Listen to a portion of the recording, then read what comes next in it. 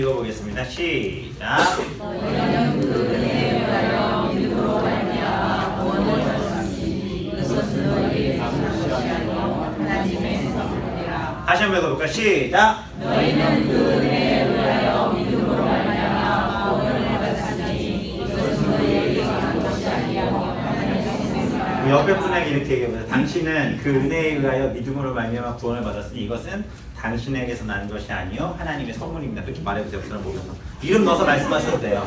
뭐 우리 나의 남편은 옷 입으세요. 이름을 넣어서 한번 해보세요. 진웅이는 그 은혜에 의한 믿음으로 말미암은 것은 진웅이 너에게서 나는 것이 아니고 하나님의 선물이다. 집사님한테서 난 게 아니고 하나님의 아멘. 선물입니다. 이거 수련회 기간 동안 더 외웠으면 좋겠어요. 어찌 보면 우리가 매번 들었던 어찌 보면 귀에 그냥 뒷딱지가 생기도록 들었을 그런 어떤 주제의 말씀일 수도 있어요. 그러나 하나님이 항상 그런 말씀들을 우리에게 지속적으로 들려주시는 데는 분명한 이유가 있다는 걸 아셔야 돼요. 우리가 오늘도 그 프로그램을 하면서 죄에 대한 것들을 쭉 봤지만 그렇게 교회에서 게임을 하는데도 이렇게 마음속에 악한 마음들이 가끔씩 올라오잖아요. 뭐 이기겠다는 그 승부욕 때문에 굳이 그래도 안 해도 되는데 뭐 부정행위를 하려는 마음들이 혹시 생길 수도 있고 내가 어떻게든 악착같이 이겨야 되겠다는 마음이 생길 수도 있고 괜히 그냥 한번 눈 감아줄 수 있는데 반칙이야 하고 싶은 마음들이 생기고 싶고 뭐 이거에서 뭘 남기겠다고 그죠?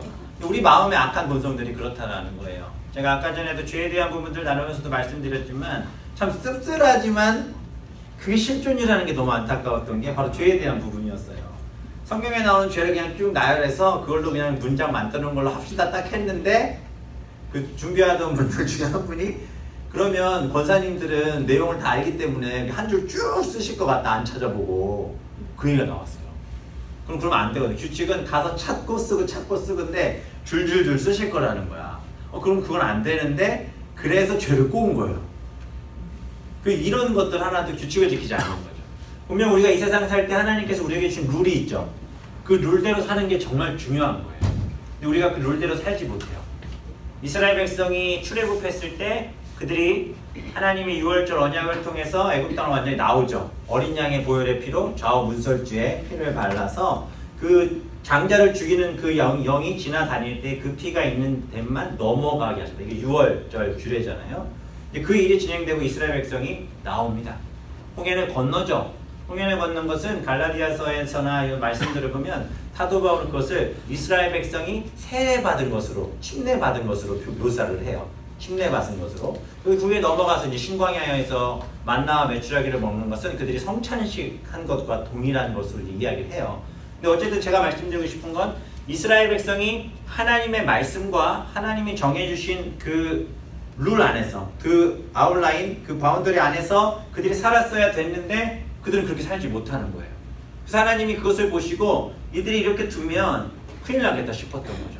제가 가끔 신방을 가면요 그 타운하우스 같은 데나 2층 돼 있는 집 가면은 계단에 밑으로 못 내려가게 막아놓은 게 있어요. 그게 뭐예요?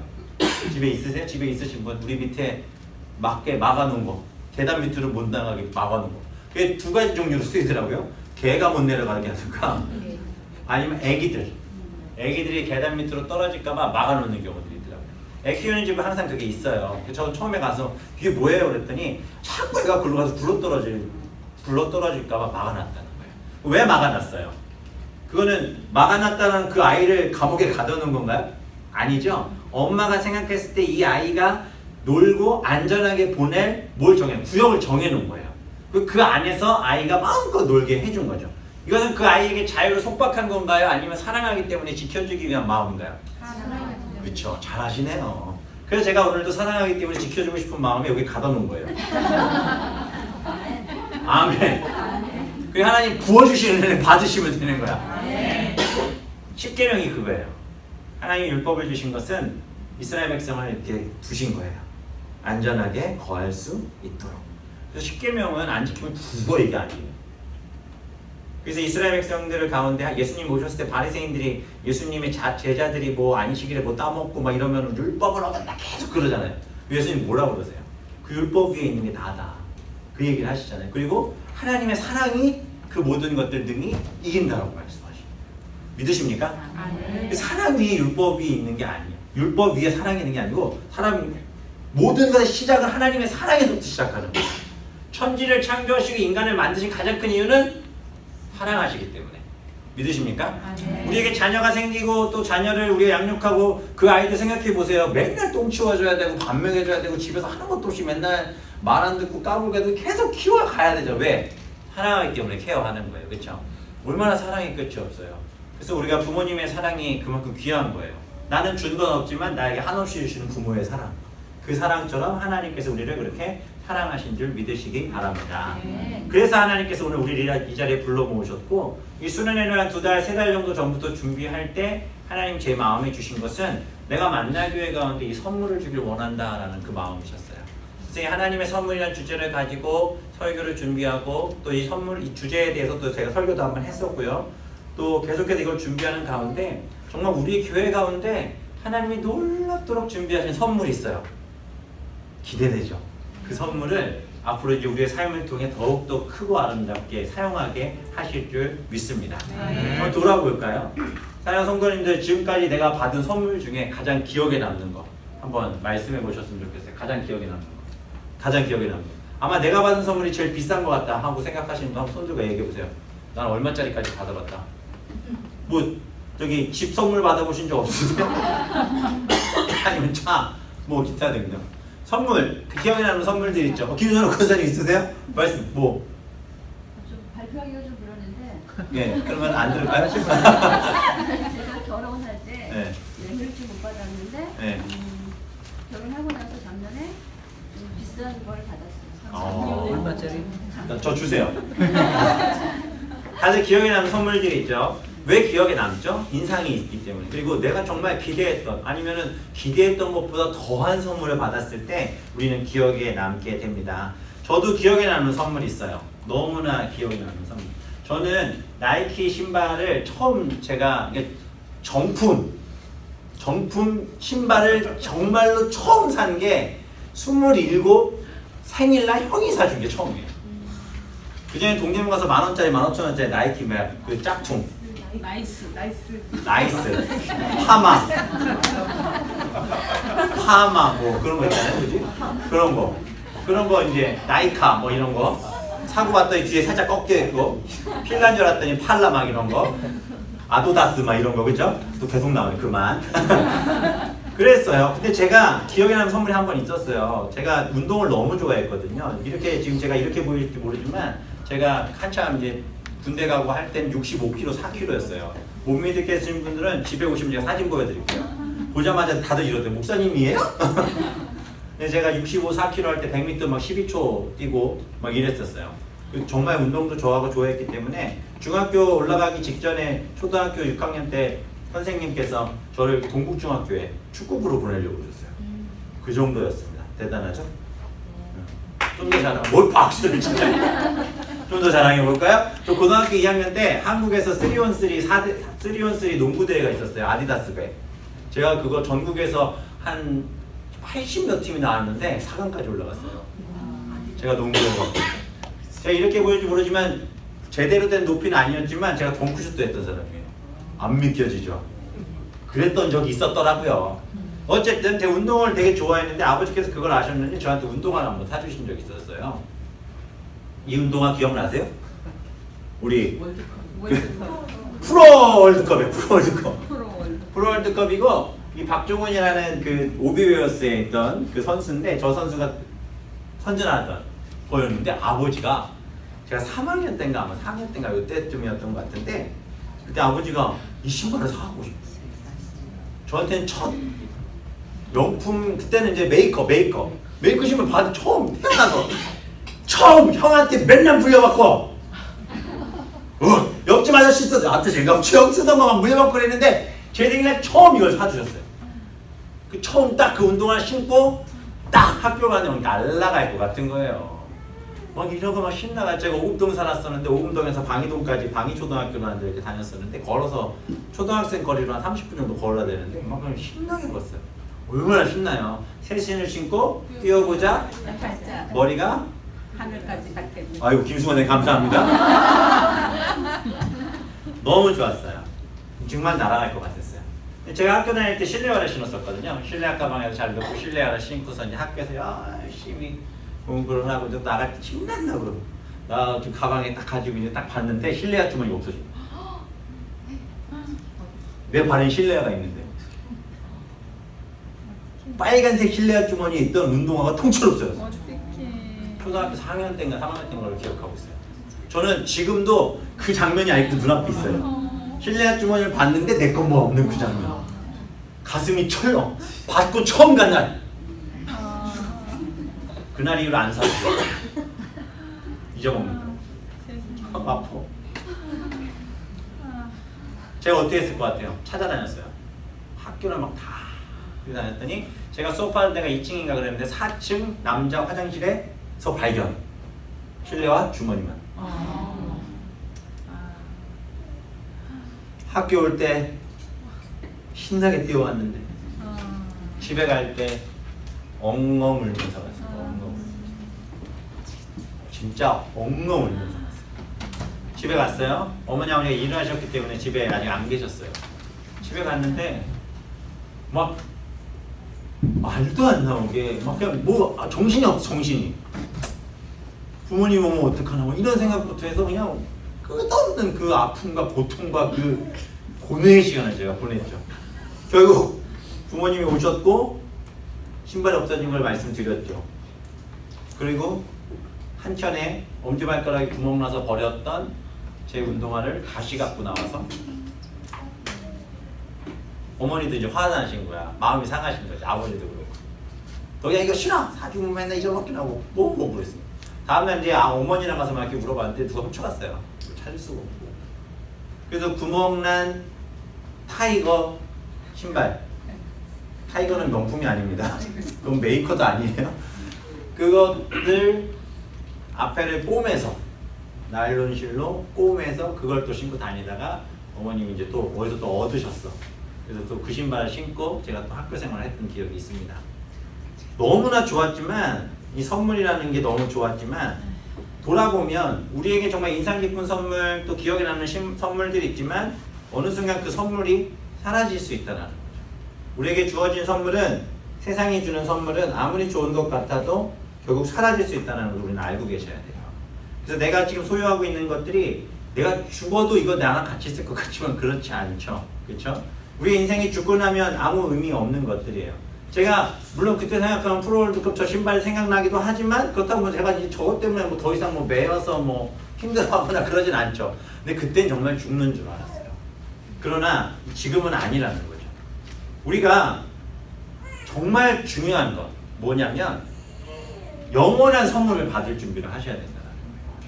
세상에서 그냥 잠시 잠깐 받고 나의 어떤 만족과 이런 걸 주는 선물로 만족하는 인생이 아니라 우리가 바라고 기도하는 것들은 있죠. 부자가 되고도 싶고 건강하고도 싶고 자녀들이 좋은 대학이나 좋게 잘 되고 싶고 뭐 이런 꿈들이 있지만 이런 선물이 아니라 그거보다 근원적인 것들을 해결하는 더 놀라운 선물을 하나님 오늘 이 밤 우리에게 주실 줄 믿습니다. 근데 이렇게 하려면 우리는 감사의 마음을 일단은 알아야 돼요. 제가 부모님한테 프로월드컵 신발을 받아서 너무너무 감사했던 이유는 제 구멍난 운동화를 알고 제 더럽고 냄새나고 구멍난 그 운동화의 현실을 알고 부모님이 사주셨기 때문에 더 감동이 있었던 거예요. 무슨 얘기인지 아시겠죠? 그래서 우리는 우리의 지금 현재의 그 연약한 모습들이 어떤 건지 일단 들춰낼 필요가 있어요. 그걸 들춰내고 하나님 내게 주신 선물이 얼마나 귀한 건지를 좀 보자는 거죠. 지난 한 달 동안 저희들이 어떤 본문의 말씀을 가지고 주일날 설교 말씀을 나눴죠? 에스겔서의 말씀이었죠. 기억들 나시죠? 나의 실체 그리고 뭐 나의 상황의 실체 그리고 교회의 실체 이런 부분들을 통해서 교회 가운데 가득했던 우상, 그렇죠? 그리고 내 안에 가득했던 교만과 음란한 그 모습들, 죄인이라고 말씀함에도 불구하고 나는 멸망당할 짓 안 했다라고 하고 나는 아직 살아있으니까 괜찮아 그랬다가 결국 멸망당한 백성들, 그 녹슨 가만을 통해 우리 안에 죽어질 수밖에 없었던 현실들을 봤어요. 오늘도 우리가 미션을 진행하면서 죄에 대해 배우고 느꼈는 줄 믿습니다. 우리의 악한 본능들이 드러나고 우리의 실체들이 하나둘씩 보였던 시간이라고 저는 생각을 합니다. 아까도 봤지만 죄의 이야기들이 어떤 게 있었죠? 한번 생각나는 거 한번 얘기해 보시겠어요? 우리 아까 했던 거? 생각나는 거 한번 얘기해 보세요. 시작! 현가르기. 네? 현가르기 또 왕따 시키기 또 거짓말. 거짓말 뭐 여기 보니까 왕짜증, 배도, 이간질, 간음, 편가르기, 욕쟁이, 왕따시키기, 술주정, 중독, 낙태, 동성애, 언어폭력, 폭행, 방탕, 탐욕, 모함, 교만, 배신, 질투. 난 이 중에 하나도 난 걸리는 게 없다. 손 들어보세요. 아, 저랑 똑같은 분들 앉아 계시네요. 우리 이 죄에서, 이 죄의 목록에서 우리는 자유할 수 없다라는 거예요. 이건 죄예요. 지금 어떤 룰이 있다면 그 룰이 있고 그 룰이 선포된 거예요. 이 룰에서 하나라도 걸리면 그 사람은 죄인인 거예요. 거짓말, 왕짜증. 짜증도 짜증이 그냥 짜증이 아니라 왕짜증을 내는 거예요. 배도, 이간질, 뭐 편가르기, 욕쟁이. 욕 안 해보신 분들 안 계시죠? 나 태어난 지금까지 살면서 욕쟁이라는 얘기 한번 들어본 적 있다.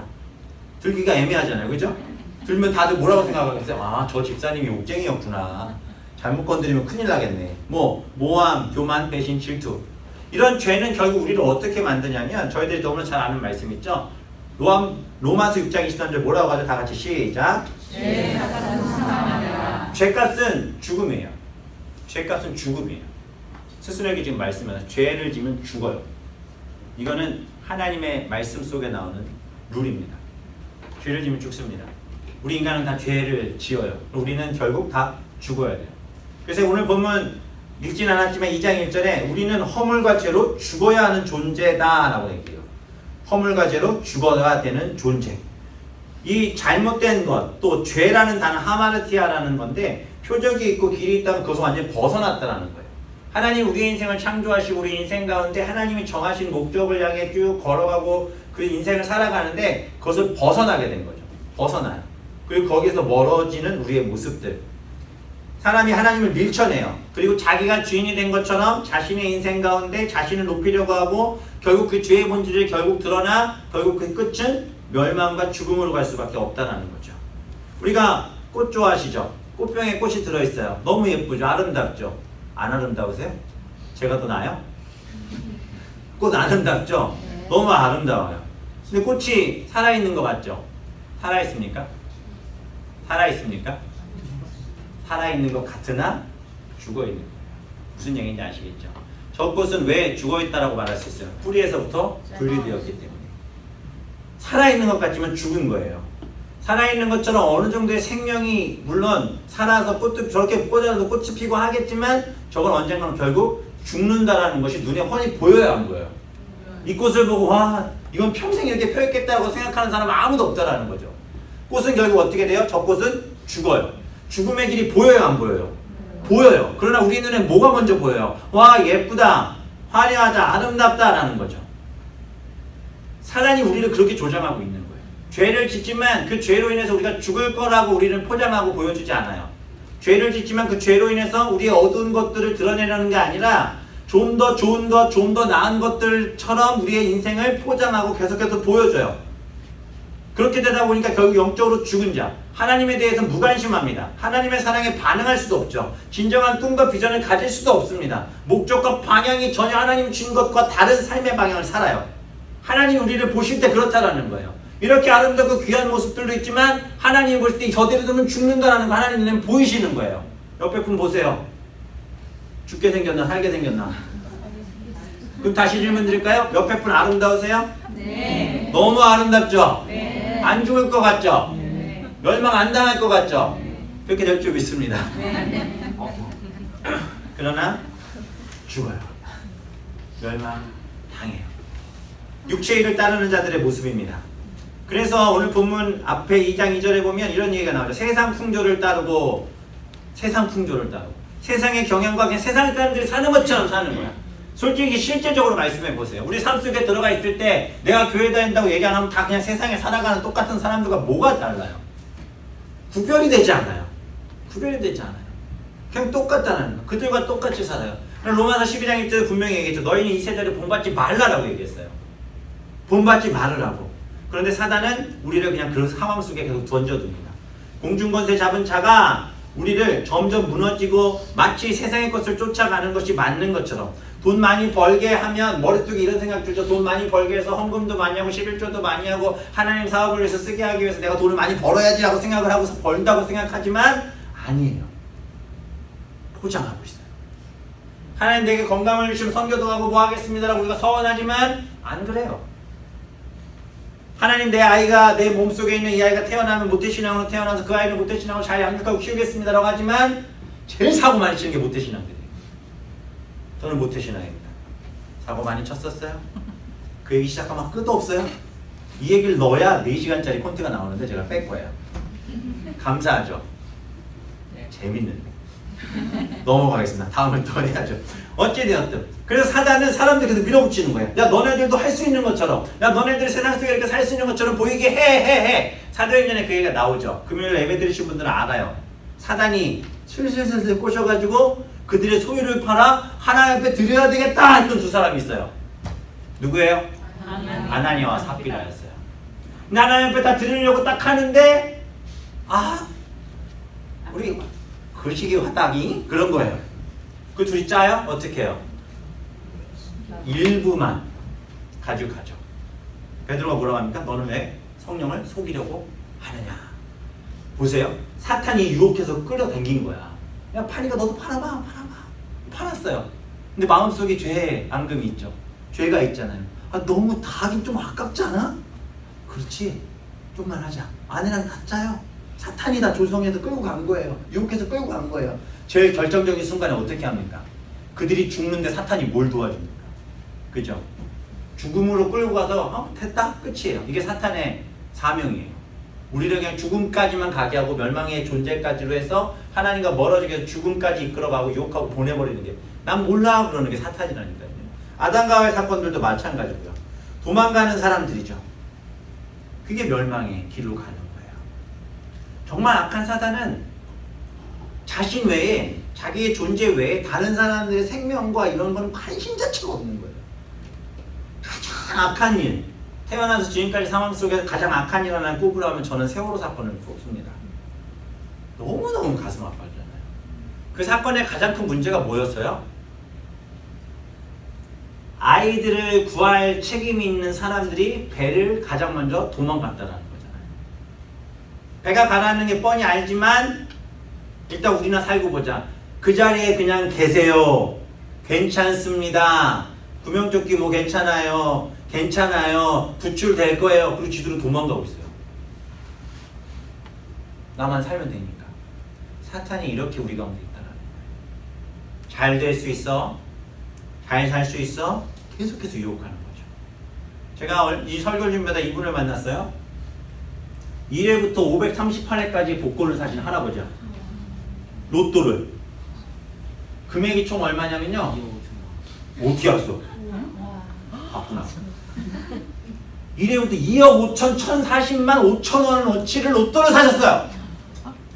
얼마? 2억 5천. 11년 동안. 당첨금은 얼마일 것 같으세요? 이 정도 하면 얼마나 돼야 돼요? 자, 한 10억은 됐을 거다.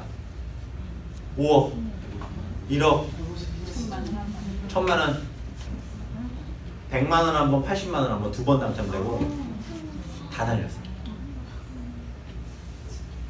허무하죠? 이 과정 속에서 무슨 일이 벌어지냐면 자녀들이 아버지를 떠나버려요. 벗어나오지 못하는 거예요. 헤어나오지 못하는 거예요. 한 달에 거의 200~300만 원을.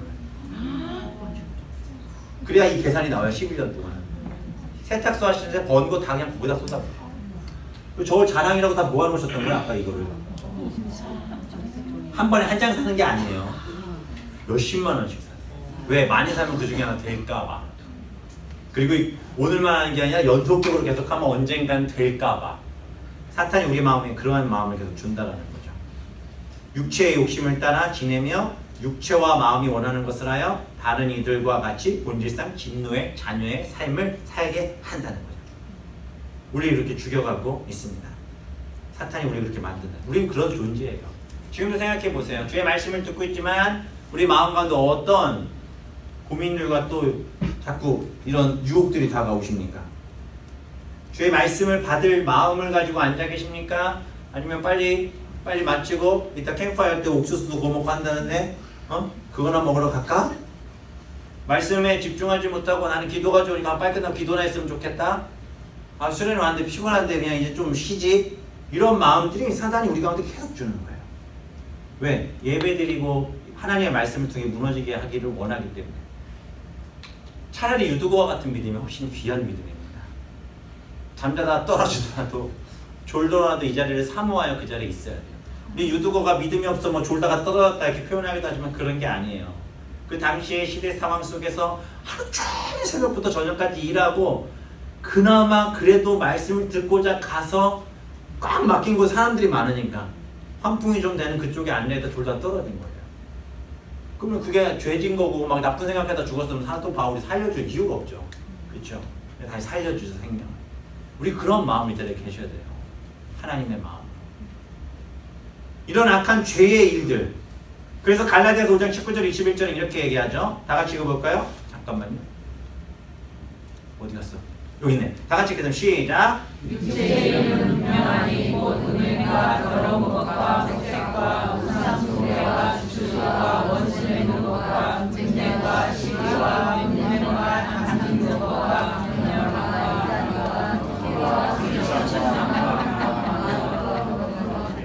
우리 현주자매 목사님만 뚫어져 쳐다봐. 이 정도는 외우고 있어야지.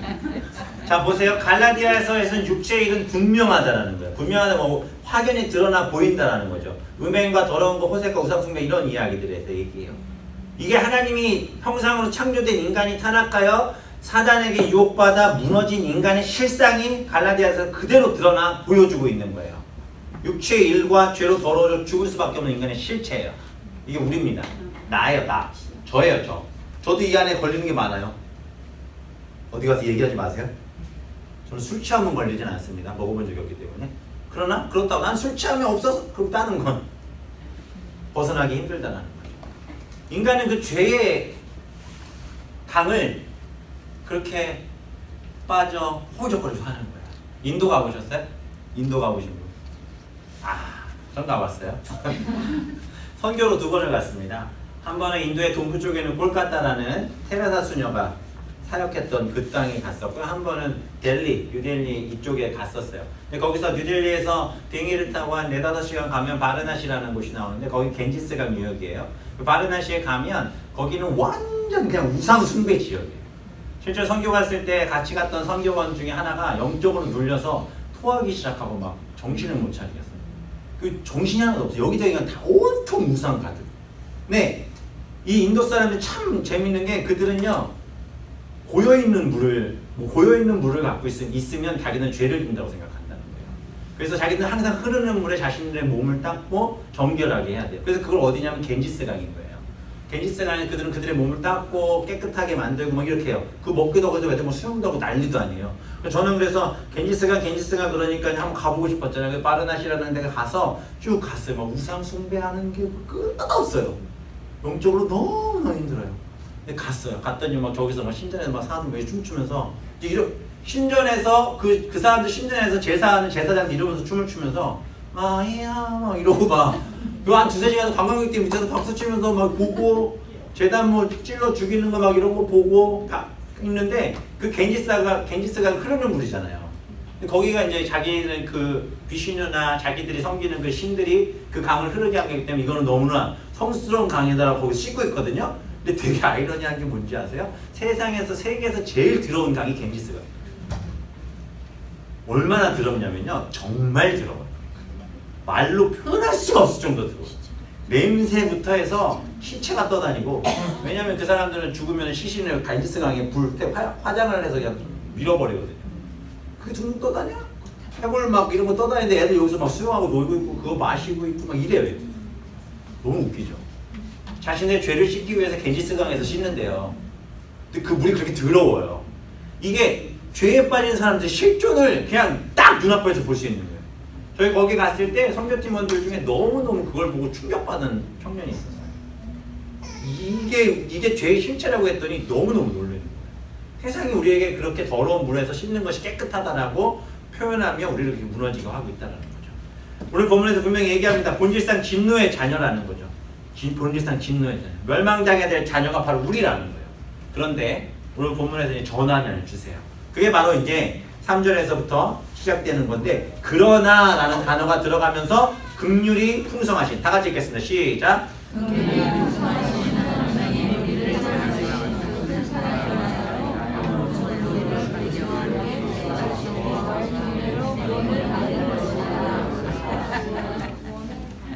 구원을 받은 것이라. 보세요. 본질상은 진노의 자녀예요. 죄 가운데 죽어야 돼요. 그러나 긍휼이 풍성하신 하나님이 우리를 사랑하신 그 큰 사랑을 인하여 허물로 죽은 우리를 그리스도와 함께 살리셨고 너희는 은혜로 구원을 받은 것이라는 말을 사도 바울이 지금 에베소 교회를 향해서 지금 이야기하고 있다라는 거죠. 이 얘기는 뭐냐면 마귀에게 종로로 타고 육체의 욕심을 따라 지냄으로 영원한 형벌에 처해져야 되는 게 우리라고 했잖아요. 지금도 우리 안에 그 죄의 본성들이 드러나고 있죠. 그러나 그럼에도 불구하고 긍휼이 풍성하신 하나님의 크고 놀라신 사랑이 마침내 임하셔서 심판보다는 우리 하나님의 창조물로 하나님의 형상으로 창조된 우리가 죽어가고 죄 가운데 타락하여 무너지고 죽어가고 멸망당하는 것을 보기 싫으셨던 하나님께서 가슴 아파하시며 긍휼을 베푸시고 그 큰 사랑을 보여주신 게 누구라는 거예요? 예수 그리스도라는 겁니다. 아까 제일 못 맞췄던 단어 그리스도. 그죠? 단어 맞췄는데 그거 계속 헷갈리시더라고요. 내 안에 그리스도가 없어서 그런가? 그분으로 우리를 구원하셨다는 겁니다. 그 사랑이 바로 우리를 위한 것이다 라고 말씀하신 거예요. 근데 여기서 또 중요한 말씀이 그 예수 그리스도를 통해 우리가 어떤 일을 이루셨냐면 바로 이거예요. 5절 뭐라고 하죠? 함께 살리셨고 6절 함께 일으키셨고 6절 어떻게? 함께 하늘에 앉히셨다라는 거예요. 왜 함께라는 단어가 들어갈까요? 왜 함께라는 단어가 들어갈까요? 맞춰보세요. 제가 이 질문하는데 왜 함께가 들어갔지? 나도 할 수 있는데 이거 잘못된 거예요. 우리의 공로는 우리의 힘으로 할 수 없는 일이기 때문에 누군가가 그 일을 함께 해줘야 되는 거예요. 우리는 죄로 죽어야 되는 존재들이기 때문에 우리가 할 수 없는 거예요. 무슨 얘기인지 아시겠죠? 그래서 함께 하신 그분이 누구예요? 바로 예수 그리스도라는 것입니다. 여기서 이는 그리스도 예수 안에서 우리에게 자비하시면 그 은혜의 지극히 풍성함을 오는 여러 세대에 나타내게 하시기 위해서 다시 말하면 함께 살리시고 함께 일으키시고 함께 하늘에 앉히신 그분이 우리를 구원하셨다는 그 사실을 우리에게 보여주심으로 구원받은 하나님의 사람들을 만들어 놓으시고 그들의 모습을 통해 하나님의 사랑이 지금 이 땅 가운데 우리에게 얼마나 놀랍도록 채워지고 보여주고 있는지를 드러내시겠다라는 거예요. 그 증거가 바로 나입니다. 나. 우리 개개인이에요. 무슨 얘기인지 아시겠습니까? 우리는 죄로 죽어야 되는 자전들이지만 예수 그리스도와 함께 살리시고 또 예수 그리스도와 함께 일으키시고 하늘에 앉히셔서 하늘 보좌 가운데 저 천국을 향해 갈 수 있는 하나님의 자녀들이 되게 하셨다라는 거예요. 이게 뭐냐? 이게 바로 에베소 2장 8절 우리가 읽었던 그 바로 본문의 말씀이에요. 다 같이 읽겠습니다. 시작. 너희는 그 은혜에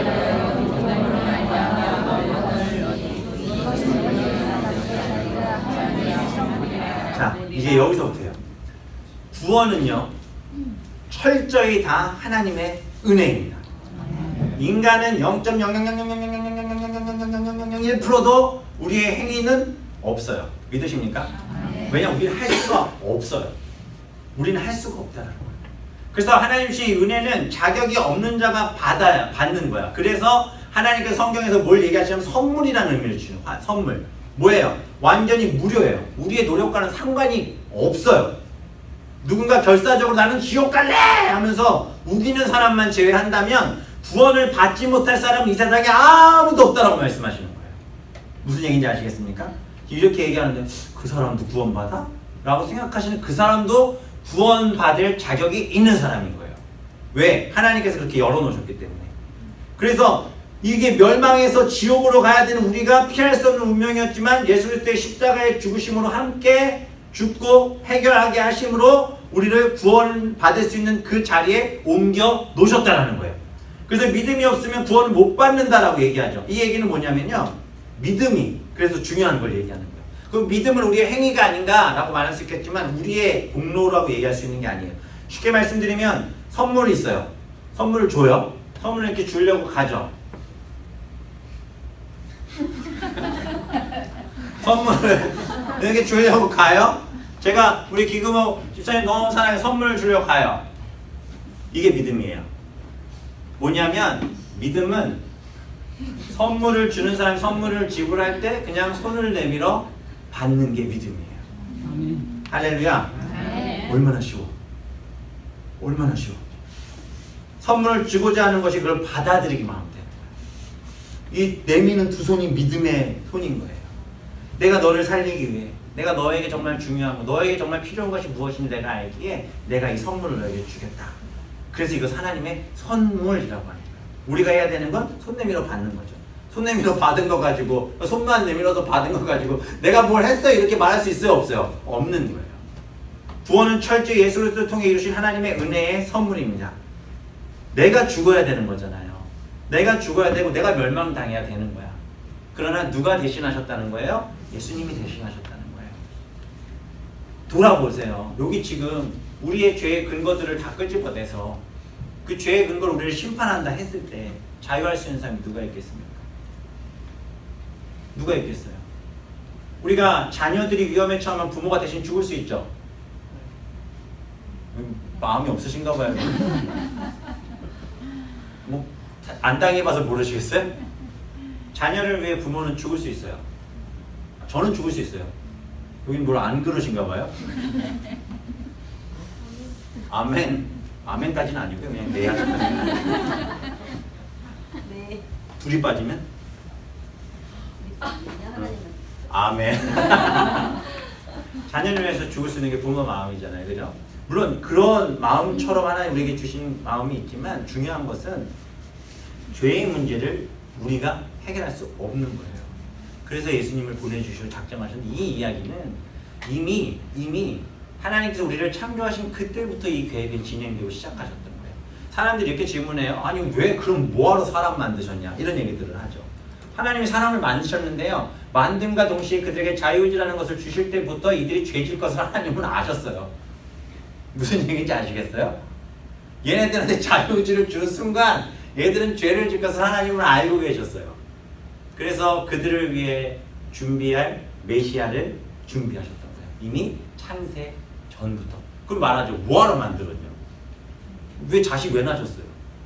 실수예요? 그건 아니죠. 자녀 왜 낳아서 키우세요? 사랑하니까. 이 아이가 내가 생각한 대로만 클 거라고 생각하셨어요? 지금 그렇게 해서 컸으면 지금 뭐가 돼 있어야 돼요? 내가 생각한 그 위치가 돼 있어야 되잖아요. 그 이상형에 맞춰서 크게 키우기도 힘들고, 또 하나는요, 그렇게 커서 잘 키웠다 생각하는데 그 아이들이 뒤통수 때리는 경우들이 너무 많아요. 제가 영재 바이블단인가 그걸 가끔 보거든요. 거기 영재들이 막 나와요. 부모들이 막 특별하게 가르치기도 안 가르쳤는데 영재인 애들도 있는데 그 애들이 잘하면 잘할수록 굉장히 이 마음의 무너짐과 파괴들이 심하더라고요. 그 영재 소리 어렸을 때 들었던 사람들이 커서 정말 잘 되는 경우들을 보기는 매우 힘들어요. 무슨 얘기인지 아시겠죠? 사람이라는 존재 자체가 그렇다라는 거예요. 이게 어떤 가이드 안에서 클 수 없는 걸 알아요. 누가? 하나님 더 잘 아시는 거죠. 우리를 사랑하시기 때문에 이 땅과 우리 인격적 존재로 하나님의 형상을 따라 창조하셨어요. 은혜죠.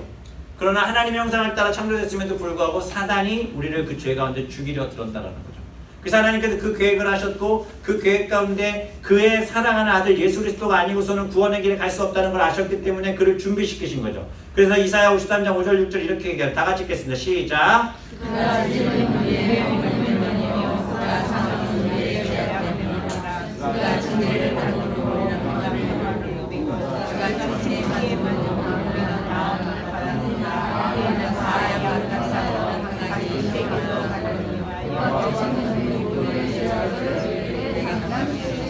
믿으십니까?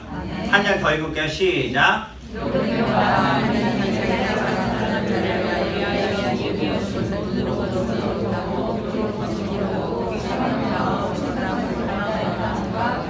이 온 인류를 구원하신 하나님의 은혜는 사람들이 어떤 이전에 본 적도 들어본 적도 생각해 본 적도 없는 일이라는 거예요. 정말 그래요. 제가 종교와 철학과 사상과 뭐 인본주의적인 책들도 수도 없이 많이 보고 종교학 공부도 하고 뭐 신들에 대한 연구들도 많이 하고 인도를 2번이나 갔다 왔기 때문에 인도에 있는 신들의 존재에 대해서 뭐 보고 신화나 설화나 뭐 이런 그리스 신화, 로마 신화, 인도 신화, 뭐 일본의 신화, 중국의 신화, 중국이 뭐 저기 서쪽에서 일어나는 그런 뭐 신화들이나 잉카나 뭐 남아메리카나 북아메리카나 인디안 신화나 뭐 이런 것들을 정말 많이 봤어요. 봤는데 그 어떤 신도 그가 만들었다는 피조물을 위해 자신의 사랑하는 아들을 대신 내주거나 아니면 그 신 자체가 그냥 그들을 위해 죽은 일은 없어요. 왜? 세상이 만들어낸 신은 철저하게 자기들을 위해 우리를 만들어내는 거예요. 다시 말씀드리면 그들이 원하는 것을 이루게 하기 위해서 만들어가는 거예요. 그러나 하나님 우리를 그렇게 창조하지 않으셨어요. 하나님 우리를 너무나도 귀한 존재로 만들어 놓으셨다는 거죠. 제가 아침에도 말씀드렸지만 우리는 각자의 역할과 영역 가운데 비교할 수 없는 존재들을 우리 만들어 놓으신 거예요. 내가 누군가를 볼 때 저 사람은 나보다 뭐 잘 살아 못 살아, 나보다 배웠어 못 배웠어, 나보다 이뻐 안 이뻐, 나보다 뚱뚱이 안 뚱뚱이라는 어떤 기준을 가지고 계신지 모르겠지만 하나님 우리를 그냥 그대로 만들어 놓으신 거예요. 그래서 우리는 누구와도 우리의 삶을, 모습을, 인격을, 우리의 어떤 것들도 비교하면 안 된다는 것을 아셔야 됩니다. 그래서 우리에게 주신 은혜, 그 은혜를 발견하고 그것을 붙드는 것, 그 내가 이 땅에 존재하는 이유, 그리고 하나님께서 왜 예수 그리스도를 통해 나를 이 죄 가운데서 구원하셨는지에 대한 이것을 날마다 묵상하며 하나님 앞에 내어드리는 인생이 우리 가운데 되어야 된다는 거예요. 하나님은 그것을 우리에게 은혜의 선물로 주셨기 때문에. 무통분만의 시대를 열었던 사람이 있어요. 제임스 심슨이라는 사람인데 이 사람 영국 에딘버러 대학의 교수입니다. 마취제와 방부제를 발견한 사람이에요. 어느 날 이 박사에게 기자단들이 갔어요. 그러면서 이렇게 물어봤습니다. 당신의 일생 중 최대의 발견이 뭡니까? 물었어요. 뭐라고 대답할 것 같아요? 처음으로 이걸 만드는 마취 개념에 대해서 만든 거예요. 마취하는 것에 대해서. 이 사람이 물어본 거예요. 그때 이 사람이 뭐라고 했는지 아십니까? 확신이 넘치는 말로 그것은 자신이 최대 발견이 뭐냐는 질문에 그것은 내가 죄인의 괴수라는 것과 그리스도께서 나의 구주시라는 것을 발견한 것입니다라고 답을 한 거예요. 동문서답이죠. 동문서답이에요? 기자의 의도는 뭐예요? 노벨상까지 타신 분이에요. 박사님 인생의 최고의 발견은 뭡니까? 우리한테 물어봐요. 집사님, 권사님, 장로님, 인생의 가장 행복하고 복된 일은 뭡니까? 뭐라고 대답해요? 아, 우리 애 첫애 낳았을 때요. 처음 집 샀을 때요. 뭐 이런 거. 우리 이런 얘기들 할 수 있잖아요. 기자도 그걸 원해서 물어봤겠죠. 이 박사님 당연히 뭐가 돼야 돼요? 아, 내가 이 무통분만의 시대를 끝낸 이 마취제를 개발한 것이 내게 있어서 가장 큰 발견이었습니다. 얘기할 줄 알았는데 뭐라고 고백해요? 내가 죄인의 괴수라는 것과 그리스도께 나의 구주시라는 것을 발견한 건 자기 인생의 최고의 발견이었던 거예요. 할렐루야. 우리에게 이것이 기쁨인 줄 믿습니다. 우리에게 이보다 더 큰 발견은 없어요. 오늘 하나님 우리에게 주신 그 선물, 너희는 그 은혜로 인하여 믿음으로 말미암아 구원을 받았으니 이것은 너에게 난 것이 하나님의 선물이라는 이거. 우리가 이거 구원의 선물을 내리실 때 그저 감사합니다 하면 손만 내밀면 받을 수 있는 것. 그러나 이것조차 하지 않으려는 사람들이 많다라는 거죠. 너는 멸망과 죄악에 죽어야 되는 존재야. 그렇기 때문에 너희는 이제 이렇게 멸망당해야 돼. 그러나 예수 그리스도를 통해 내가 너를 구원했고 이것을 받고 믿으면 구원을 얻을 것이다 라고 말씀하신 거예요. 근데 이것조차 하지 않으려는, 자기 힘으로 죄를 해결해 보겠다고 몸부림치는 사람들도 있다라는 거죠. 그러나 해결이 됩니까? 그렇지 않다라는 거예요. 성경에서 그 증거라고 나타날 수 있는 사도 바울이거든요. 사도 바울은 자신을 위해 사는 것을 포기했다라고 얘기하는데 그가 쓴 서신서들을 보면 그가 이 죄의 문제를 해결하기 위해서 얼마나 몸부림쳤는지가 나와요. 오라 공고한 사람이로다 이 사망의 몸에서 누가 나를 건져내려 할 정도로 자신의 이 죄의 문제, 내가 지은 죄, 이 죄의 문제가 해결되지 않고 내가 자유함을 누릴 수 없는 것을 알았기 때문에 이것을 어떻게든 해결하고 싶었던 사람이 사도 바울이었어요. 그러나 그가 고백하는 것이 무엇입니까? 자기는 은혜를 믿음으로 말미암아 받은 이것으로 해결되었다라고 얘기하는 거죠. 이것은 우리의 행위에서 나는 것이 아니죠. 9절에 보면 누구도 그래서 자랑하지 못하게 하는 거예요. 우리의 삶이 그래서 더욱더 감사한 조건들이 많은 거예요. 지금 숨쉬고 있는 것, 이 자리에 나와 있는 것, 우리가 수련회에 나와 있는 것, 이 모든 것들이 하나님 주신 축복인 줄 믿습니다. 아멘. 전도서 11, 12, 13장에 이 말씀이 있어요. 하나님이 모든 것을 지으시되 때를 따라 아름답게 하셨고 또 사람들에게 영원을 사모하는 마음을 주셨느니라. 그러나 하나님이 하신 일의 시종을 사람으로 측량할 수 없게 하셨어요. 그리고 사람들이 사는 동안에 기뻐하며 선을 행하는 것보다 더 나은 것이 없는 줄을 내가 알았고 사람마다 먹고 마시는 것과 수고함으로 낙을 누리는 그것이 하나님의 선물인 줄도 또한 알았다라고 고백하고 있습니다. 우리의 인생이 다 하나님의 선물인 줄 믿습니다. 우리가 살아가는 모든 것이 다 하나님의 선물인 줄 믿습니다.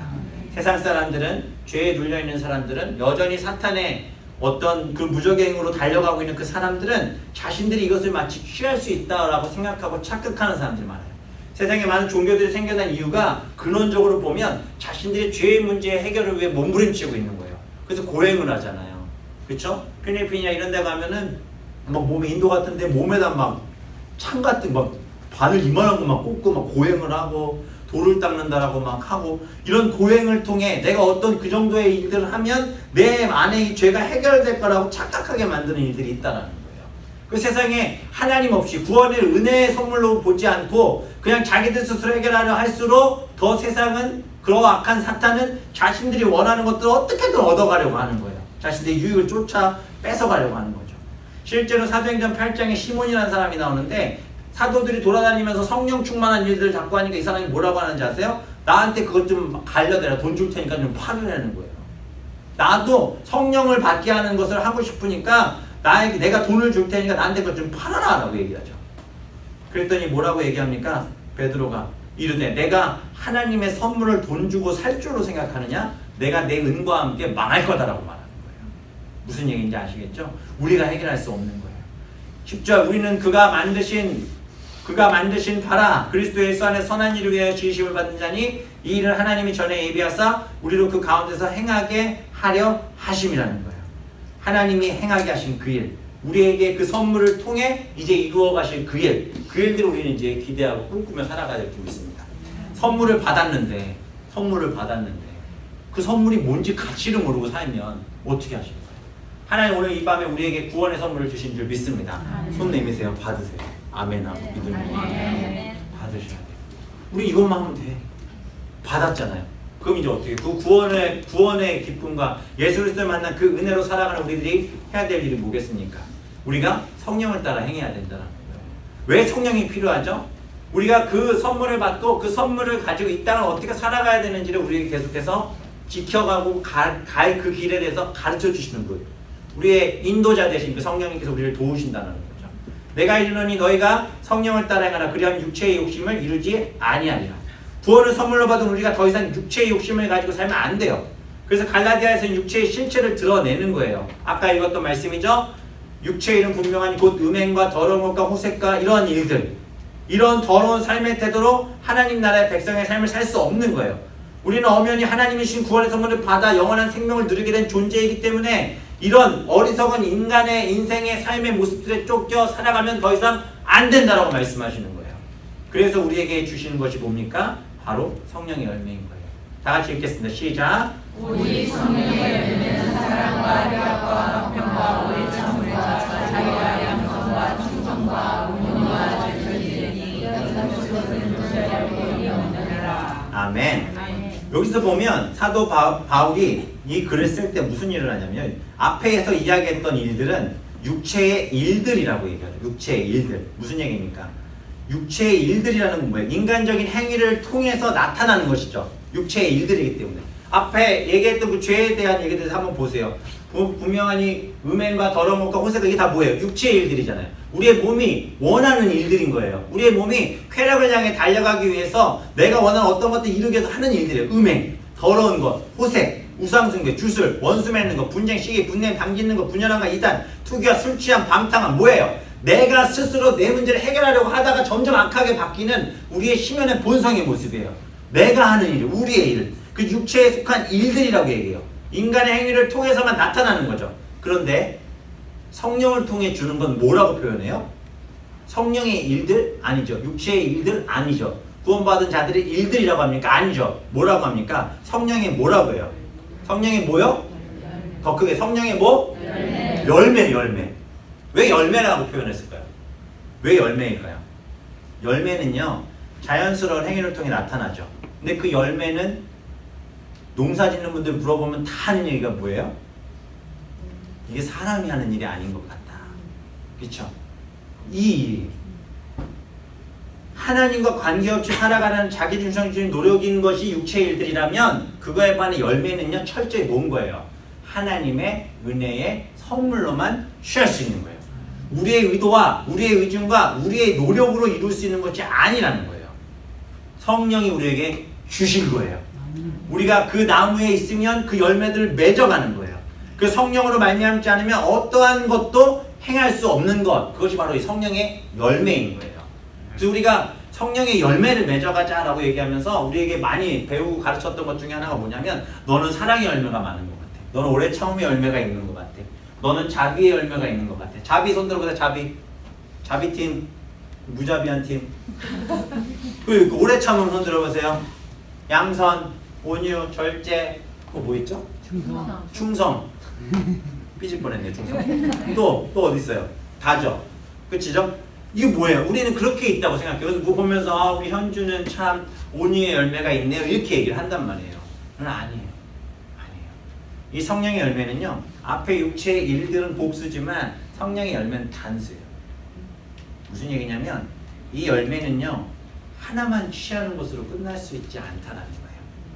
사랑부터 마지막에 우리가 얘기한 절제까지가 한 사람의 우리의 모든 인격과 우리의 삶에 성령의 일하심에 따라 순종하여 구원을 믿음으로 받은 자들에게 당연히 나타나야 될 삶의 증거가 이 9가지 열매예요.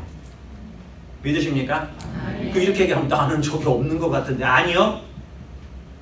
선물을 주셨잖아요. 하나님의 선물을 받으면 우리에게 충분히 이 열매들이 맺혀지게 되는 거예요. 그래서 나오는 게 이제 사랑부터 이야기들이 나오지 않습니까? 사랑은 뭡니까? 우리 헬라어로 아까 아가페라는 단어를 쓰죠. 여기 보면 오늘 우리가 조 편성을 했는데 좀 특이한 점이 하나 있어요. 어떤 조가 없어요? 사랑 없죠. 또 뭐가 없어요? 희락이 없죠. 또 뭐 없어요? 화평이 없어요. 왜 없을까요? 사람이 없어서? 만들어야 되니까. 네? 만들어야 되니까. 만들어야 되니까. 틀렸어요. 사실 9개 팀을 하려고 했었죠. 근데 이제 사람이 없어서 빼려고 하는데 제가 생각했던 딱 그 분위기여서 저는 이 3가지를 뺐어요. 사랑과 희락과 화평. 왜 뺐을까요? 자, 이 사랑과 희락과 화평은요, 우리가 이 근거와 또 이 단어들의 의미들을 좀 깊이 아셔야 되는데, 사랑은 헬라어로 아가페예요. 이것은 무조건적인 사랑이에요. 무조건적인 사랑. 이 무조건 사랑의 정확한 롤모델이 누구예요? 예수님이에요. 예수님. 성경에서 얘기하는 이 사랑은요, 고린도서 13장을 근거로 해도 우리가 볼 수 있는 게 뭐죠? 모든 것 중에 제일은 사랑. 그렇죠? 열매 가운데도 가장 처음에 뭐가 나와요? 사랑이 나오죠. 왜? 하나님의 사랑이 우리에게 그 선물을 주신 거죠. 우리가 사랑하지 않는 사람들한테 선물 줄 때 그냥 대충 만들잖아요. 그렇죠? 대충 준비하잖아요. 안 그러세요? 그래도 많이 신경은 안 쓰잖아요. 그냥 뭐 할까? 그냥 뭐 기프트 카드 하나 사? 그래? 그 끝이잖아요. 받으다가 우와 할지 모르지만 주는 사람은 그냥 뭐 살까 하다가 사잖아요. 근데 정말 사랑하면 저는 지금도 우리 아들이 우리 아들이 어디 있어? 넌 또 뭐 숨겨놨다고 그러니. 쟤는 참. 저는요, 우리 딸들이 뭘 원하는지 저는 알아요. 그래서 그 아이들 생일이 좀 다가오고 있거든요. 제가 제일 싫어하는 게 10월, 11월이에요. 생일이 오면 그 아이들이 뭘 원하는지 저는 알아요. 그리고 그 아이들의 몰래 그 사랑으로 그걸 준비해 가는 거예요. 그리고 딱 주면 한 번도 실패한 적이 없어요. 아빠 이게 뭐야 한 적이 없어요. 와 아빠 어떻게 알았어? 맨날 이래요. 사랑으로 준비하는 거죠. 하나님 우리에게 그 구원의 열매를 사랑으로 준비해 우리에게 선물해 주신 줄 믿습니다. 동일하게 이 열매, 사랑은 하나님의 사랑이에요. 우리가 창조되었음도 하나님의 사랑에서 시작하는 거예요. 이 사랑의 근거는 누구십니까? 하나님이시라는 거예요. 우리가 사랑할 수 있는 이유, 우리가 사랑으로 살아가야 되는 이유, 우리가 형제자매를 사랑하고 옆에 있는 사람을 사랑해야 되는 이유, 하나님이 우리를 사랑하셨기 때문이에요. 그래서 이 사랑에는 우리에게 조건이 필요 없습니다. 왜? 하나님이 나를 사랑하셔서 구원하셨기 때문에. 믿으십니까? 그래서 우리가 다 사랑해야 돼요. 옆에 분 얼굴 보세요. 사랑합니다. 정말 이렇게 얘기하세요. 하나님의 사랑으로 당신을 사랑합니다. 이렇게 한번 얘기해 볼까요? 당신이 내게 아무리 나쁜 짓을 한다 해도 그래도 당신을 사랑합니다. 이게 우리 안에 주신 하나님의 사랑의 시작이에요. 하나님으로 같은 그 선물 오픈했더니 그 안에 예수 그리스도의 그 사랑이 있었던 거예요. 그래서 우리 이루어 가신 거죠. 그 두 번째는 카라라는 희락인데 이것도 마찬가지예요. 이것도 하나님 안에서만 누리는 기쁨이에요. 무슨 얘기냐면 하나님이 우리를 창조하시고 보시기에 좋았더라 하셨잖아요. 우리의 삶에 여전히 괴로운 삶의 문제가 있어요. 그리고 해결되지 않는 문제들이 있어요. 그러나 말씀을 통해 그 길을 알고 해석되어질 때 흔들림 없는 상태가 바로 이 히라카라의 상태예요. 무슨 얘기냐면 어떤 일이 벌어져도 내게 아무리 고통스러운 일이 있어도 내가 주의 말씀으로 인해 기뻐한다. 할렐루야. 이게 하나님이 주신 사랑, 하나님이 주신 기쁨이에요. 히라. 하나님으로부터 시작된 기쁨. 그러니까 하나님과의 관계만 되어 있다면 내게 무슨 일이 이루어져도 나는 행복하고 기쁘다라고 말할 수 있는 거. 세 번째 뭡니까? 화평이에요. 이 화평도 마찬가지예요. 히브리어로 샬롬이라는 단어와 비슷한데 하나님과의 바른 관계 속에서만 얻어지는 화평이에요. 예를 들면 제가 사고 쳤다고 그랬잖아요. 저 중학교 다닐 때 엄청 사고 많이 쳤거든요. 사고 치고 집에 왔을 때 부모님이 그걸 알까봐 숨어 있었어요. 그리고 티 안 내고 있었어요. 그런데 그거를 부모님이 알 때까지 부모님이 그것을 알고 있을 수도 있고 부모님이 그걸 들으면 아니 부모님이 그걸 인식하고 있다고 생각하는 순간 제 안에 뭐가 사라져요? 평안함이 사라지죠. 무슨 얘기인지 아시겠어요? 부부관계도 마찬가지예요. 사랑하고 서로의 기쁨을 나누고 있었지만 둘 사이에 뭔가 불안한 요소들이 생기면 가정에 이 평화 요소들이 사라져가는 거죠. 가정 뭔가 모르는 이 긴장감 속에 불안한 것들이 생기죠. 바로 이러한 상태가 바로 반대의 상태예요. 예를 들면 숨기고 있으면 사고치고 숨기고 있으면 불안하죠. 이런 거 불안함의 요소의 반대 개념인데 하나님과의 바른 관계 속에서만 얻어질 수 있는 것이 바로 이 화평의 은혜예요. 샬롬의 은혜. 그래서 이스라엘 사람들이 샬롬이라는 것은 하나님 안에서의 참된 평화가 있길 바랍니다 라는 거예요. 그럼 하나님 안에서의 참된 평화는 뭘까요? 예수 그리스도를 통해 우리에게 주신 구원의 은혜로 주신 하나님과 함께함의 기쁨인 거죠. 우리가 자녀들이 부모의 손을 잡고 다닐 때 편안하잖아요. 세상 너무 편안해서 좀 걱정이긴 한데 저희 집에도 하나 애는요 제 손만 잡으면 그냥 세상 편한가 봐요. 날라. 근데 그 아이가 부모의 손을 놓으면 불안해 떨기 시작하는 거죠. 그렇죠? 처음 가는 길이 처음 가고 아무리 어두운 길에도 부모의 손을 잡고 있으면 평안한 거예요. 화평을 누릴 수 있는 거예요. 무슨 얘기인지 아시겠죠? 그 상태가 바로 화평이에요. 그래서 제가 이 세 가지를 뺀 이유는 이 세 가지는 특별히 하나님과의 관계성 상에서 우리에게 드러날 수 있는 거예요. 하나님의 사랑을 닮은 우리, 하나님을 통해 주시는 기쁨, 하나님을 통해 주시는 화평의 은혜가 우리 가운데 있기를 소망합니다. 그리고 이제 네 번째 나오는 게 뭐예요? 오래 참음이죠. 오래 참음 손 들어보세요. 헬라어로 뭐였어요? 시작. 앞에 있잖아요. 마크로띵이야라는 거예요. 이 오래 참음은 분노하고 보복하지 않고 견디는 마음이에요. 이거 삭히는 게 아니에요. 오래 참으면 내가 오래 참습니다. 한번 걸리기만 해 그냥 이게 아니라 내가 지금은 참는다 이게 아니에요. 이거는 사랑과 화평의 마음을 가지고 그 상대의 그 상황과 이런 어려움들을 사라지게 하고 없애는 거예요. 이거는 그냥 삭히는 수준이 아니라 우리를 향한 하나님의 사랑이기도 하죠. 하나님의 오래 참으심이 우리를 결국 구원의 길로 인도하시는 줄 믿습니다. 이 은혜가 우리 가운데 있어요. 다음 자비죠. 크리스토테스라고 하는데 하나님의 백성으로 행해지는 선한 일들이에요. 이거는 좀 더 깊이 들어가면 다른 사람을 판단하지 않는 마음이 자비 안에도 들어가요. 우리가 누굴 판단하면 그 사람은 자비하지 않다라고 보는 거예요. 판단하세요, 안 하세요? 네, 감사합니다. 고백해 주셔서. 사람을 판단하지 않는 마음. 보세요. 하나님 우리를 판단하셨을까요? 우리를 판단하고 일일이 따졌으면 여기 누가 앉아있어요 지금. 하나님의 자비하심 우리에 있는 것 그대로 보시고 우리가 주께 나아갈 때 우리를 품에 안으시는 그 사람. 그 양선 아가포시네인데 자비와 비슷한 말이기도 하지만 선함과 착함이에요. 좋은 일을 행하려는 마음이죠. 보답을 바라지 않는 마음이에요. 이거는 이 세 가지는요 그리스도인들이 인간 관계 속에서 가져야 되는 거예요. 공동체 안에서 우리가 서로를 향해 오래 참고 서로를 향해 판단하지 않고 서로를 향해 더 좋은 일들을 하고 서로를 위해 섬기려는 이런 마음들이 바로 이 세 가지의 마음 가운데 들어있습니다. 그리고 나오는 게 이제 충성과 온유와 절제죠. 충성은 필스토스라고 하는데 신실함이에요. 신실함. 맡겨진 일에 최선을 다하고 하나님의 말씀만 간직하려는 마음이에요. 그러니까 쉽게 말씀드리면 우리가 아무리 어려운 상황 속에서도 신앙을 지키려는 그 마음 이거죠. 하나님이 우리를 그렇게 사용하실 줄 믿습니다. 우리 삶 속에서 그런 신앙을 지키려고 몸부림치셔야 돼요. 그리고 온유, 하나님의 말씀에 복종하는 마음 상태, 타인에 대한 배려이기도 한데 이걸 좀 더 그 헬라 문화권상에서 이해를 시키자면 사자가 있죠. 사자가 누구의 말을 들어요? 조련하는 조련사의 말을 듣죠. 사자에게 그 맹수의 성격이 있어요, 없어요? 여전히 있죠. 누구의 말은 들어요? 주인의 말은 듣죠. 이게 바로 온유예요. 이게 온유예요.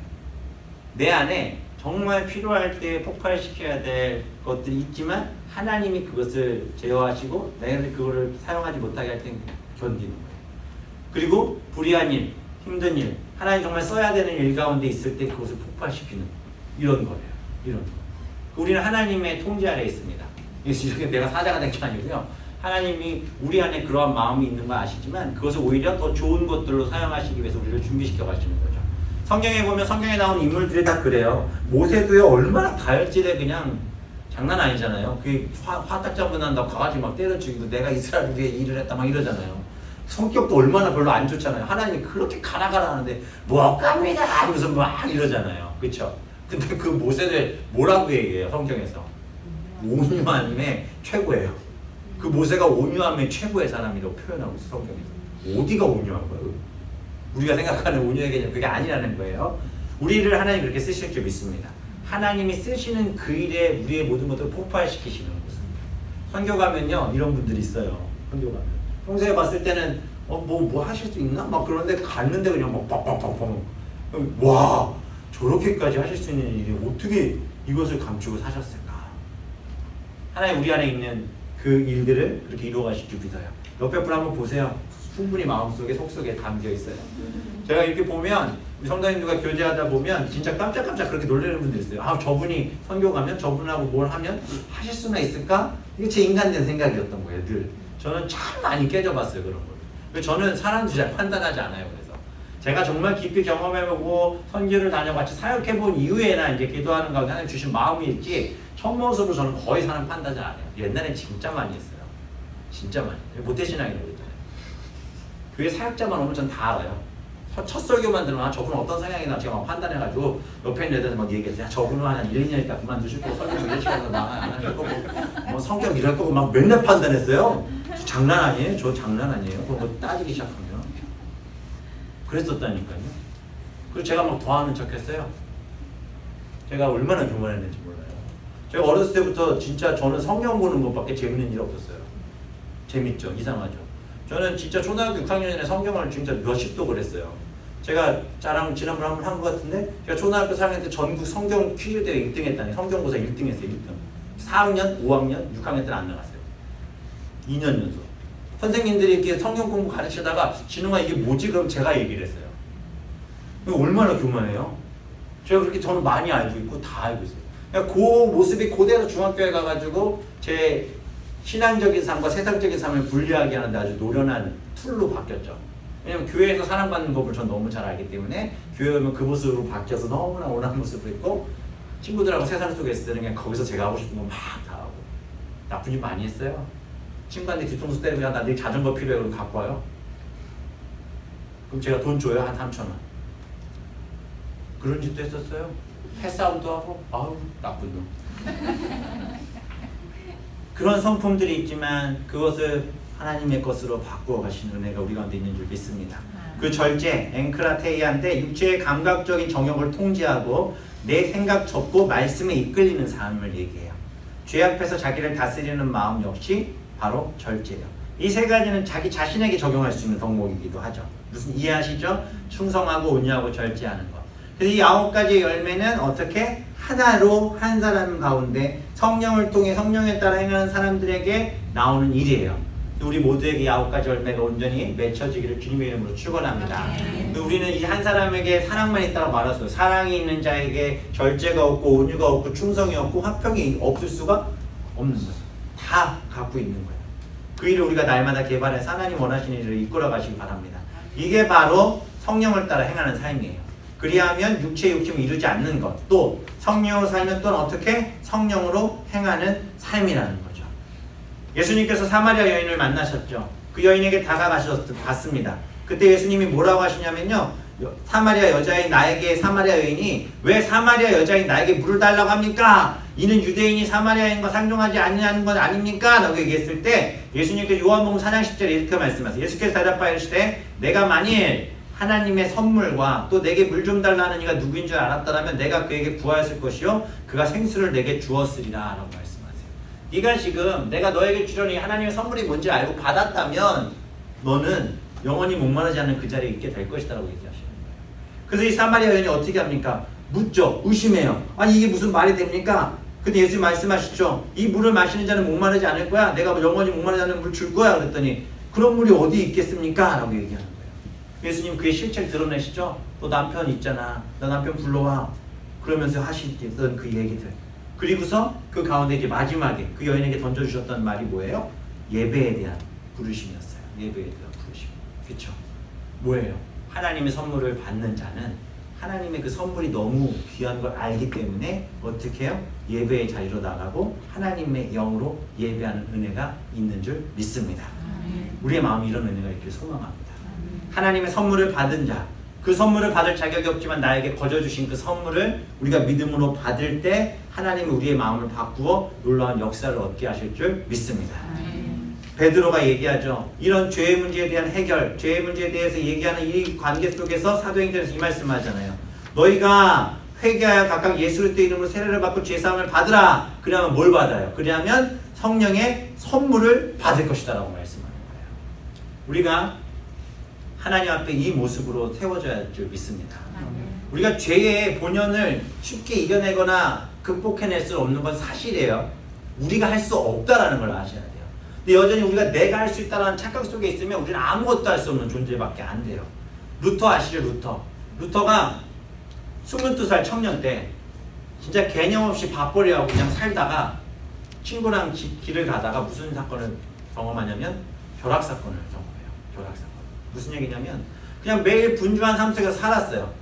졸업하고 법학 공부를 했고 변호사가 되고 이제 법관이 돼서 행복한 삶을 꾸리겠지 하면서 그냥 먹고 마시고 시집가고 장가가고 사고 팔고 이거 외에 하나님의 영원한 심판도 구원도 전혀 관심 없는 그냥 형식적인 천주교인으로 살았던 루터였어요. 근데 22살 법학생이었던 그때 부모님을 만나고 돌아가는 길에 들판에서 천둥벼락이 꽝 치는데 옆에 있던 친구가 그 자리에서 죽고 그 옆에서 자신도 어떤 상황이었겠어요? 생각해보세요. 가다가 갑자기 천둥번개가 팍 옆에 친구가 죽었다니까요. 그 자리에 그냥 납작 엎드려져 버리죠. 어떤 공포가 왔겠어요? 죽음에 대한 공포가.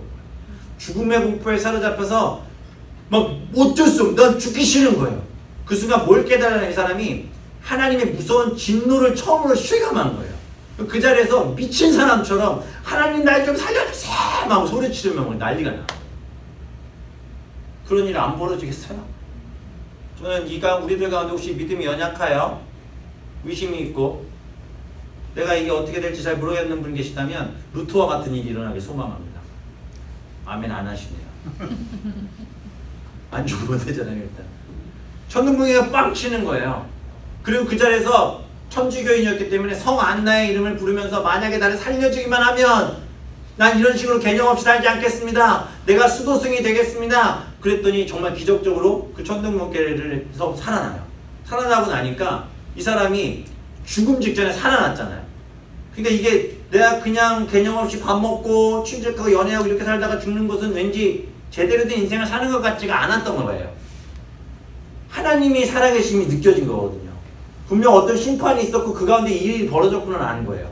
하나님이 실존하시다는 걸 안 거예요.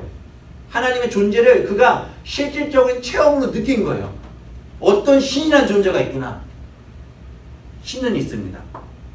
세상에 믿지 않는 사람들도 신이 있는 것에 대해서 부정하는 사람들은 거의 없어요. 신의 존재를 루터가 느낀 거예요. 죽을 것 같은 거예요. 너무 큰 두려움에. 그래서 법학생을 때려치고 신부가 되기 위해 수도원에 들어가요. 근데 그때부터 어떤 일이 벌어지냐면 치열한 자기 내면의 싸움이 일어나기 시작하는 거예요. 그 자기를 이렇게 돌아보니까 어때요? 자기 인생에 자기 생각이 온통 죄만 있는 거야. 머리부터 발끝까지. 내가 수도승이 되어서 이 내면의 씨름을 하고 막 싸우고 어떻게든 고해성사도 수십 번씩 하고 천주교에서 고해성사하면 죄가 해결된다고 하니까 고해성사도 맨날 하고 고행에 가까울 만큼 자기를 학대할 만큼 자기를 쳐서 복종시키려고 하는데 이게 안 되는 거야. 죄의 문제가 해결 안 되는 거야. 머릿속에 떠나질 않는 거야. 이 죄의 문제들이. 가만히만 있으면 혼자만 있으면 골방에만 있으면 누구랑 조금만 부딪히면 저 사람을 죽이시키고 때리고 싶고 내 안에 음란한 생각들이 막 용솟음 치고 교회에선 집사다 장로다 목사다 하고 있지만 이 안에 죄의 그 더러운 것들이 해결 안 되는 거예요. 도대체 정리가 안 되는 거예요. 죽을 것만 같았던 거예요. 왜? 심판을 옆에서 봤잖아요. 그렇게 죽기 싫은 두려움이 그를 사로잡기 시작한 거죠. 내가 이대로 있다가 하나님을 만나면 내가 또 벼락 맞아 죽을지도 모르는데 내가 어떻게든 이 내 안에 있는 죄를 해결해야 되겠다. 그래서 나름대로 봉사도 하고 섬기고 고행하고 기도하고 금식해요. 무슨 짓을 해도 안 돼요. 성스러운 계단이라고 하는 스칼라 산타라는 그 계단이 있거든요. 지금도 거기에 사람들이 가면 무릎으로 기어 올라가요. 왜냐하면 그 계단을 끝까지 올라가면 안에 있는 죄가 해결된다라고 그렇게 얘기를 해요. 천주교에서. 공로주의적인 것이기 때문에. 거기를 정말 루터가 무릎이 다 까지도록 수십 번, 수백 번을 올라가요. 그렇게 올라가면서 회개기도하고 올라가봤자 공허하고 허탄한 거예요. 면죄부를 팔아먹는 그 사람들에게 그런 것도 하면서 어떻게 자기 죄를 해결하려고 하는데 해답이 없어요. 그래서 신학 공부를 하면 할수록 대학을 다니고 신학 공부하지만 더 해결이 안 돼요. 성경 읽는데 계속 의문에 사로잡혀요. 아니 내가 죽어야 될 사람인데 왜 어떤 구세주를 보내서 그 사람을 죽이냐. 왜? 내가 죽어야 이게 해결된다고 생각했는데 내가 아닌 왜 다른 존재를 보내서 그걸 자꾸 해결해줘야 된다고 얘기하냐는 거예요. 루터의 마음속에. 헌주가 죄를 졌는데 얘가 해결을 받았는데 자꾸 옆에 있는 어떤 존재가 해결하면 이게 해결된다고 하니까 이게 논리적으로 이해가 안 된 거죠. 논리적으로. 하나님의 공의는 정확한 거잖아요. 율법에서 뭐라 그래? 눈에는 눈, 이에는 이에요. 내가 잘못했으니까 내가 죽어야 돼. 내가 나같이 악한 존재가 죽어서 멸망을 당해야 되는데 왜 예수 그리스도가 이것을 당해야 되냐? 이 질문 앞에 루터가 서 있던 거죠.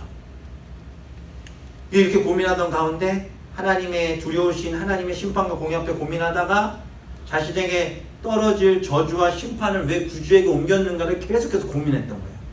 이때 자신이 이 죄의 문제를 정말 해결할 수 없다는 것을 천천히 깨닫기 시작합니다. 왜? 그 오랜 시간 동안 싸움을 했기 때문에. 그래서 이것을 어떻게 될까 성경을 최선 중에 루터의 눈에 들어왔던 게 뭐냐면 나는 해결할 수 없는 존재이기 때문에 자격이 없기 때문에 자격이 있는 완전한 자를 통해 그를 심판하게 하심으로 고난받게 하심으로 내게 그 의를 입혀주셔서 나를 살게 하는 것이 은혜라는 사실을 깨닫는 거예요. 무슨 이야기인지 아시겠어요? 제사제도 아시잖아요. 제사제도. 우리가 알고 있는 성경의 제사제도에 꼭 나오는 게 뭐예요? 짐승의 죽음이죠. 짐승의 죽음이에요. 짐승 왜 죽여요? 내 죄를 전가시키는 거잖아요. 그 짐승을 죽여서 그 짐승을 불살르면 내 죄가 해결됐다고 하잖아요. 이게 원시적인 죄의 해결 방법이었어요. 근데 실제로 지금도 힌두교도 마찬가지고 여러 많은 종교들이 죄에 대한 해결을 그렇게 지금도 여전히 해요. 여전히. 대리죠. 근데 이것으로 끝나는 그 죄의 개념이 아니라 이것이 한 번으로 끝나는 것이 아니라 나를 살게 하신 그것. 내가 하나님의 의를 입어서 이것이 구원받은 것이라는 영혼 안의 떨림이 그 안에 이제 용서주기 시작했던 거예요. 그리고 그 가운데 로마서 1장 17절을 본 거죠. 무슨 말씀이죠? 오직 의인은 믿음으로 말미암아 살리라. 하나님의 두려운 의에 왜 그렇게 살 수 없는 죄인으로 만들어 놓고 왜 우리를 이렇게 두려운 심판에 두려워 떨게 합니까? 하고 늘 하나님에게 분노를 하던 그가 하나님의 은혜의 선물을 받으면 해결된다라는 거기에 눈이 떠지기 시작한 거예요. 믿음으로 말미암아 산다라는 거예요. 이것을 깨닫기 시작하니까 어떤 일이 벌어집니까? 내가 이성으로 받아들일 수 없지만 하나님의 한량없는 은혜로 그 완전 하나님의 공의와 심판을 완전히 충족시키시고 우리에게 그 공로를 온전히 넘겨주심으로 우리도 의롭게 하고 하나님의 의로운 완전한 구원의 은혜가 완성되는 그 구원의 진리를 바로 루터가 깨달은 거예요. 그리고 이렇게 되니까 하나님의 은혜로 구원받은 것이 실제 구원이고 이것이 성령의 선물이고 하나님의 선물을 깨닫고 나니까 딱 눈에 보이는 게 뭐예요? 그것을 공로로 여기고 면죄부로 팔아먹던 누가 보이는 거예요? 로만 카톨릭이 보이기 시작하는 거예요. 그래서 루터가 뭐를 하는 거예요? 종교개혁을 일으키는 거예요. 사람들은 지금도 우리의 어떤 공로, 우리가 착한 일을 해야, 우리가 선하게 살아야, 우리가 뭔가 다른 사람보다 대단한 어떤 일들을 해야 우리가 깨끗하고 좋은 곳에 간다라고 착각하지만 아니라는 거예요. 오직 하나님이 주신 그 선물을 받을 때 우리에게 구원의 은혜가 있는 줄 믿습니다. 네. 왜죠? 내가 해결할 수 없기 때문에. 내가 해결할 수 없기 때문에. 우리가 할 수 없어요. 믿으십니까? 그래서 우리가 찬양할 수 있는 거예요. 아, 하나님의 은혜로 이 쓸데없는 왜 구속하여 주시는지 난 알 수 없도다. 내가 믿고 또 의지함은 내 모든 형편 잘 아는 주님. 내 형편이 뭐예요? 나는 죄인. 너는 아무것도 할 수 없다. 그래서 우리가 지금 이 시간에 이제 기도할 텐데, 그리고 우리가 이 선물을 놓고 하나님의 은혜 선물에 감사함을 기도하며 나갈 텐데, 내가 뭘 하려고 하지 마세요. 받으시면 돼요. 하나님은 동일하게 이 자리에 있는 누구, 저는 모르지만 우리 안에 지금 다 죄들이 있을 거 아니에요. 그렇죠? 그 죄의 문제를 하나님 앞에 고할 때, 하나님 내가 이런 마음의 악함이 있습니다. 내 마음에 이런 연약함이 있습니다를 고할 때, 내 입술로 고백할 때 이런 자격 없는 존재입니다. 그러나 내가 하나님이 나를 구원하셨음을 믿습니다. 주님 내게 주신 선물을 붙들겠습니다. 이것을 선포할 때 하나님이 이루시는 놀라운 역사를 경험하고 오늘 밤에 주님 만나는 은혜가 있을 줄 믿습니다. 우리 안에 의심 있는 사람들이 많아요. 반주해 주세요. 아, 하나님 은혜로. 우리 안에 의심 있는 사람들도 있고, 여전히 이것이 내 안에서 납득이 되지 않고 또 이것을 내가 어떻게 이해해야 될지 알지 못하겠다라는 질문을 던지는 분들이 계실 수도 있어요. 여전히 이 싸움 가운데 신앙의 그 답을 찾지 못하는 분들이 계실 수 있어요. 내가 왜 교회 다녀야 되지? 내가 왜 이 시간에 이걸 듣고 있어야 되지라고 생각하는 분들이 있을 수 있어요. 근데 하나님 오늘 우리에게 주신 말씀의 핵심은 이거예요. 내가 너희들을 다 사랑했고 너희들이 그 해결할 수 없는 그 죄를 위해 십자가에 달려 죽으셨고 그 하나님의 은혜의 선물을 우리에게 그냥 주신 거예요. 받으라 하시고. 믿으십니까? 지금 우리에게 다 그 선물을 내밀고 계세요. 사랑하는 아들아, 사랑하는 딸아, 내가 너에게 이 선물을 준다. 왜 주세요? 우리는 하나님의 형상으로 창조된 하나님의 사람들이기 때문에, 하나님의 사랑스러운 존재들이기 때문에, 죄를 짓고 더러운 모습이지만 하나님의 자녀이기 때문에 주시는 거예요. 이걸 받으면 네가 살아날 수 있다. 아버지의 품을 떠났던 탕자가 지 맘대로 막 살다가 갈 곳 없어 돌아올 때 저 멀리서 당시 아버지에게 재산 달라고 하면은 그냥 죽여도 되는 거거든요. 아버지 재산을 주고 보냈잖아요. 근데 쫄딱 마음에서 그 집골로 돌아오는 그 아들이 멀리서 보일 때 아버지가 멀리서 보면서 너무 아고 오기만 해. 내가 그냥 가만 안 둘 거야. 저놈은 종으로나 쓰자 하지 않으시죠? 성경에 보면 아버지가 달려가요. 그리고 그 아이를 안습니다. 왜요? 자신의 사랑하는 아들이고 사랑하는 자녀이기 때문에. 지금 간절한 마음으로 하나님 우리에게 지금 그 선물을 주시는 거예요. 받으시면 돼요. 어떻게? 아멘. 어떻게? 우리의 죄를 고하고 깨끗한 것. 우리 안에 있는 더러운 것들 이 시간 내려놓으시기 바랍니다. 하나님의 그 은혜의 선물, 그것을 받기를 소망합니다. 우리 시간에 찬양하고 우리 찬송 한번 다시 부르시고 우리 회개함으로 하나님 앞에 나아가길 소망합니다.